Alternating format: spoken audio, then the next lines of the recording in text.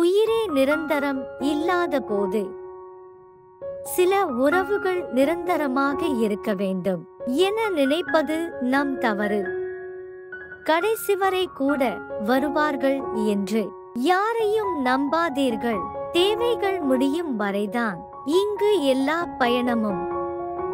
தனிமை என்பது நான் கேட்டு வாங்கியதல்ல, நான் நேசித்தவர்கள் கொடுத்த பரிசு இது.